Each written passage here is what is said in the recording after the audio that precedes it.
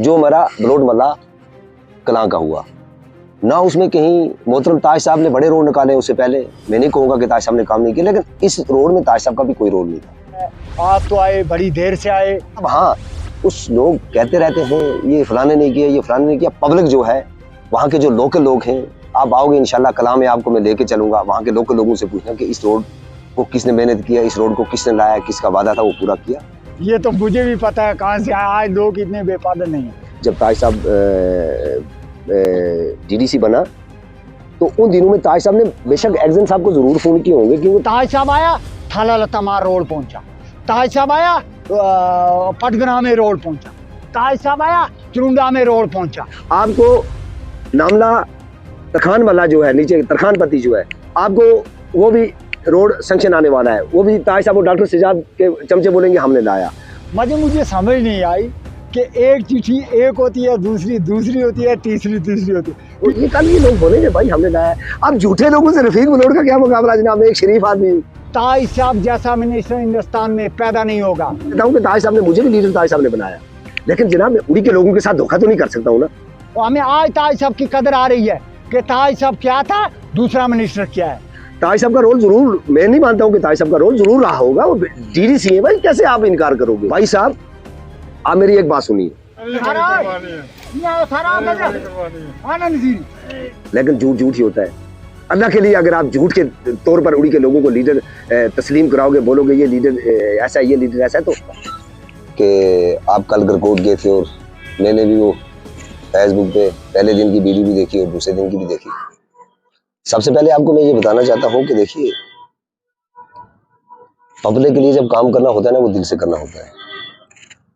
ये 3 साल पहले की बात है। हमारे नामला दक्कन गनई मल्ला एक रोड का झगड़ा था। एलजी साहब ने मदाखलत की थी, जिसमें डीसी साहब हमारे भूपेंद्र कुमार साहब बारामूला में थे, तो वो वहाँ पे उस रोड पे आए थे और हम दक्कन गनई मल्ला में गए हुए थे। वहाँ पे जब कुछ सियासी लोगों ने, खासतौर पर नेशनल कॉन्फ्रेंस ने वहाँ मदाखलत की और वो गरकोट वालों को रोड नहीं आने दिया। चलो अच्छी बात है, उन्होंने नहीं आने दिया उस वक्त। वहाँ से हम जब वापस आए तो डीसी साहब यहाँ से हमारे वहाँ बलोट मल्ला में गए, वहाँ पे बैठे और वहाँ पे मैंने कलां वगैरह के लोगों को बुलाया था। तो हमने डीसी साहब को जब कलां के लोगों ने और हमने सब ने मिलकर दिखाया, जनाब ये इतना बड़ा एरिया और ऊपर हमारा टूरिस्ट प्लेस भी है, तो उसमें हमें रोड चाहिए 4-5 किलोमीटर। एक्जन आरन भी उस वक्त साथ था, जय भी साथ थे। तो डीसी साहब ने वहीं ऑर्डर दिया उनको कि भाई साहब 2 प्रोजेक्ट मुझे फौरी तौर पे दे दो, एक गरकोट टू दक्कन गनई मल्ला और दूसरा ये बलोट मल्ला टू बनी वाया कलां। तो 5-8 दिन के अंदर वहाँ के लोकल हमारे कलां के मेंबर थे, उनको मैंने फोन किया, मैंने जय साहब को भेजा और हमने 5 किलोमीटर का प्रोजेक्ट बनाया। मैं भी साथ रहा, साथ रह के हमने वहाँ प्रोजेक्ट बनाया और प्रोजेक्ट बना के फिर डीसी साहब के माध्यम से उसने कोशिश की, हम यहाँ से सेक्रेटरी तक गए। भूपेंद्र कुमार जो कमिश्नर आरन भी हैं, इसका क्रेडिट अगर मैं किसी को दूंगा तो मैं भूपेंद्र कुमार साहब को देना चाहता हूँ, क्योंकि अगर भूपेंद्र कुमार साहब ने कोशिश न की होती तो डिस्ट्रिक्ट बारामूला में उस वक्त एक ही रोड सैंक्शन हुआ नबार्ड में, जो मेरा बलोट मल्ला कलां का हुआ ना। उसमें कहीं मोहतरम ताज साहब ने बड़े रोड निकाले उससे पहले। मैं नहीं कहूँगा कि ताज साहब ने काम नहीं किया, लेकिन इस रोड में ताज साहब का भी कोई रोल नहीं था। डॉक्टर सज्जाद साहब की अगर बात करें तो डॉक्टर सज्जाद साहब तो वहां गांव के रहने वाले थे जनाब। 2002 में खाली उसके घर तक गाड़ी जाती थी। हमने ये थाला लगामा रोड निकाला, वो जब हम सियासत में आए ताज साहब के साथ तब निकाला। जो बलोट मल्ला था कांडी कलर रोड है, हमने निकाला। तो डॉक्टर सज्जाद साहब अगर निकालते तो वो 30 साल पहले भी निकाल सकते थे। उसको अगर इतनी हमदर्दी, अच्छी हमदर्दी होती गांव को डेवलपमेंट करने की, टूरिस्ट प्लेस बनाने की या लोगों को आगे ले जाने की, तो पहले भी निकाल सकता था। अब हाँ, कुछ लोग कहते रहते हैं ये फलाने नहीं किया, ये फलाने नहीं किया। पब्लिक जो है, वहाँ के जो लोकल लोग हैं, आप आओगे इंशाल्लाह कलां में आपको मैं लेके चलूंगा। वहाँ के लोकल लोगों से पूछना कि इस रोड को किसने मेहनत किया, इस रोड को किसने लाया, किसका वादा था वो पूरा किया, तो वो हमने निकाला। हाँ, 2-3 साल से इस रोड का झगड़ा ये चल रहा था कि ठेकेदार की वजह से और आरएनबी की कोई लापरवाही की वजह से ये पेंडिंग पड़ा हुआ था। फिर हमारे यहाँ के लोकल ठेकेदार हैं, उन्होंने टेंडर डाला। अब परसों हमने काम उसका शुरू किया। इसमें झगड़ा ये था कि नामी कलेक्टर इसका बलोट मल्ला बनी वाया कलां है। आपने देखा होगा कि बलोट मल्ला पार है और जहां से काम लगा हुआ है, जहां से अलाइनमेंट थी, वहां से वो टांडी चौहान मल्ला है। अब हमने दोनों इलाकों को बैलेंस करके हमने बलोट मल्ला से भी काम लगवाया, वो भी ऊपर मूरी कनाव वगैरह चला जाएगा, और यहाँ से हमने चौहान मल्ला से भी लगा दिया, क्योंकि हम 5 करोड़ रुपया जाया करना नहीं चाहते थे। रफीक बलोट वहाँ का लोकल रहने वाला है, मुझे पता है मेरे लोगों की क्या प्रॉब्लम है, किस तरह हमें पैदल जाना पड़ता है। और बाबा फरीद में हमारा एक टूरिस्ट प्लेस है, वहाँ रोड पहुंचेगा तो मेरे वहाँ के आने वाली नस्लों का एक अच्छा फ्यूचर बनेगा, अच्छी बेरोजगारी दूर होगी। अब कुछ लोग जिन्होंने पिछले 30 साल 60 साल हुकूमत की हुई है और उन लोगों ने काम नहीं किया, अब वो पीछे से ना गोजरी मगे रीछ ना गोली लगा तो वो बुझ जाते हैं। तो लोग आज लोग समझदार हैं जनाब, सोशल मीडिया का जमाना, आज लोग प्रैक्टिकल देख सकते हैं, उससे कुछ नहीं होता है। अल्हम्दुलिल्लाह, अल्लाह का शुक्र है कि हम इसमें कामयाब होंगे, और आने वाले दिनों में आपको हम कलाम में ले जाएंगे, वहाँ जलसा करेंगे आपको। आप वहाँ लोगों से पूछ लेना कि ये रोड किसने निकाला है, इसमें किसी को DAP वालों का किसी का कोई रोल नहीं है। हाँ, जब ताज साहब DDC बना तो उन दिनों में ताज साहब ने बेशक एक्जन साहब को जरूर फोन किए होंगे, क्योंकि ताज साहब एक DDC था, उसका रोल बनता था। मैं एज ए BDC था, मेरा रोल बनता था। डॉक्टर सजाद साहब बेचारे का क्या रोल था, जब उसके वालिद साहब मंत्री थे, मिनिस्टर थे 2014 में। अब मैं गरकोट की हालत बताऊं कि 2007 में हमने एक हाई स्कूल की बिल्डिंग बनाई थी, 2014 में डॉक्टर सजाद साहब 2017 तक MLA शबी साहब रहे, उसको छत नहीं लगा पाए। फिर मैं अभी चेयरमैन जब बना, पंचायत बनी, तो मैंने उसको छत लगाया। लता मार में हमारा एक मिडिल स्कूल था, 3 कमरों में बच्चे पढ़ रहे थे, तो वहां पे मैंने 50 लाख रुपया दिया, अभी वहां पर हमने मतलब स्कूल बिल्डिंग बनाई। बांडी हमारी ये 70 साल से पीछे, बांडी एक पति वार्ड नंबर 1 है, 70 साल से वहां बिल्डिंग नहीं थी, वो हमने बनाई। तो डॉक्टर सजाद साहब तब नहीं काम कर सका जब हमें शफी साहब एक बहुत बड़ी शख्सियत थी, बहुत बड़े लीडर थे, और बहुत बड़े उसी गांव के रहने वाले शफी साहब जानते थे कि बाया कहाँ है, कला कहाँ है, लता मार कहाँ है, खेत कहाँ है, तब वो डेवलपमेंट नहीं कर पाए। तो आज लोगों को बेवकूफ बनाने की जरूरत नहीं है, और ना गरकोट के लोग बेवकूफ बन सकते हैं। ताज साहब का रोल जरूर, मैं नहीं मानता हूँ कि ताज साहब का रोल जरूर रहा होगा, वो DDC है भाई, कैसे आप इनकार करोगे। उसने जरूर एक्जन को फोन किया होगा, जनाब वहां से काम शुरू करो, यहाँ से शुरू करो, लेकिन प्रोजेक्ट लाने में, काम करवाने में, प्रोजेक्ट को सैंक्शन करवाने में अगर किसी एक आदमी का रोल है, वो सिर्फ DC विपिंदर कुमार साहब यहाँ जब बारामूला में थे उनका रोल है, जो आज RNB के कमिश्नर साहब हैं। मैं उनका रोल मानता हूं कि ये अगर किसी का देन है तो विपिंदर कुमार साहब का देन है, और उसी ने ये रोड गिफ्ट के तौर पर एक लोगों की प्रॉब्लम समझ के, लोगों की हमदर्दी समझ के अगर ये रोड दिया है तो DC विपिंदर कुमार साहब ने दिया है। और मैं आपके चैनल के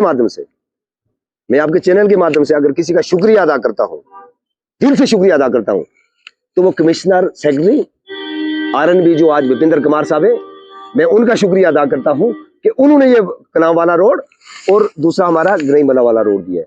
भाई साहब, आप मेरी एक बात सुनिए, आप कहते हो कि जनाब ये फलाने ने लाया। भाई साहब कितने ब्लॉक हैं उड़ी के? 5 ब्लॉक हैं राजा साहब, 5 ब्लॉक है ना। क्या 5 ब्लॉक के अंदर इतनी बड़ी तहसील है, 2 रोड सैंक्शन हुए? कितने रोड सैंक्शन हुए नाबार्ड के थ्रू? एक नामला में हुआ, गरकोट में हुआ। क्या ये दूसरे 5 ब्लॉकों में नहीं सैंक्शन हो सकते थे? ये तो मानो आप, इस बात का तो क्रेडिट दो ना। यहाँ काबल BDC था, यहाँ BDC ने मेहनत की, यहाँ BDC सेक्रेटरी था, गया 10 करोड़ रुपया मैंने सैंक्शन करवा के लाया। और इसके बावजूद मैं आज आपको एडवांस में इंफॉर्मेशन दे देता हूँ, एडवांस इंफॉर्मेशन ये जरूर चलाना प्लीज। मैं आपसे रिक्वेस्ट करता हूँ कि मेरी कोई बात काटना नहीं आप, मैं आपको एडवांस इंफॉर्मेशन दे देता हूँ। आपको दरा नामला का 80 करोड़ रुपया है, दरा नामला का एक रोड है, और वाया खुजड़ी 7 करोड़ 80 लाख रुपए का रोड है। आने वाले दिनों में वो भी आने वाला है।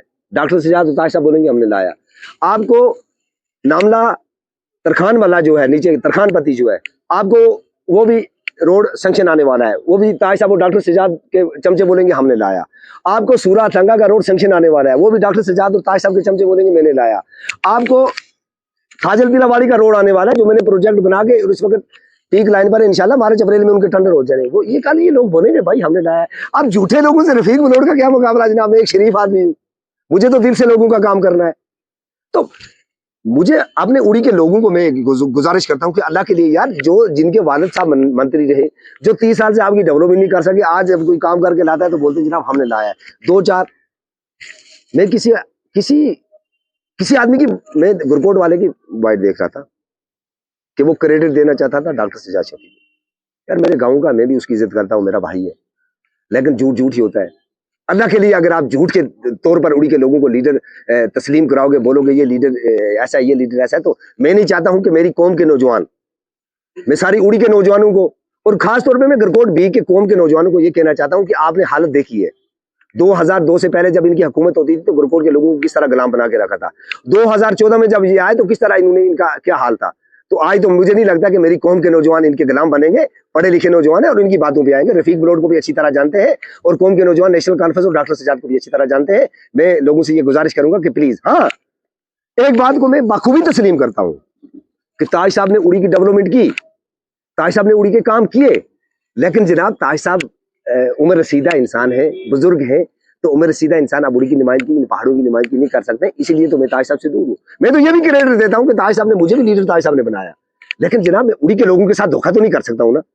उड़ी के लोगों के साथ मैं जज्बात में आके, मेरी बरादरी का आदमी है जी, गुजर बरादरी का आदमी है, मैं उड़ी के लोगों के साथ धोखा इसलिए नहीं कर सकता हूँ कि ताज साहब को अल्लाह ताला उम्र दे, ताज साहब को अल्लाह ताला सेहत दे, ताज साहब को अल्लाह ताला बड़ी लंबी उम्र दे, लेकिन अब उड़ी के लोगों की नुमाइंदगी और इन पहाड़ी लोगों, पहाड़ पे रहने वाले लोगों की नुमाइंदगी ताज साहब इसलिए नहीं कर सकते कि वो उम्र रसीदा है।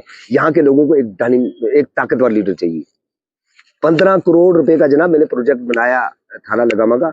पिछले दिनों में किसी सोशल मीडिया पे देख रहा था कि कोई बोल रहा था, मेरे मोहतरम अल्ताफ बुखारी साहब को मैं क्रेडिट दूंगा कि होम मिनिस्टर ऑफ इंडिया के पास वो हमारी चिट्ठी लेके गया और वहां से सैंक्शन लाया और वो चीफ सेक्रेटरी और एलजी साहब को वहां से चिट्ठी आई और मैं आपको 2-4 दिन के बाद उसका सबूत भी दिखाऊंगा। मैंने वो चिट्ठी भेजी हुई है, वो उसका सबूत भी आपको आपके हवाले करूंगा।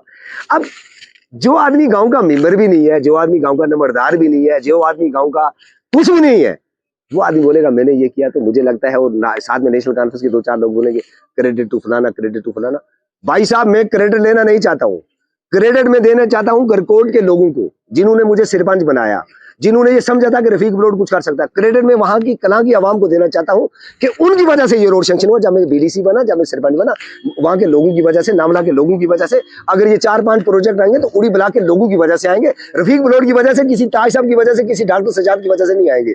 जब उन लोगों ने हम पे एतमाद किया और हम उस एतमाद पे खड़े उतरे, और इंशाल्लाह मैं आपको यह कहूंगा कि प्लीज इस वीडियो को सेव करके रखना। 4 महीने के बाद फिर ये लोग झूठ बोलेंगे। Thank you.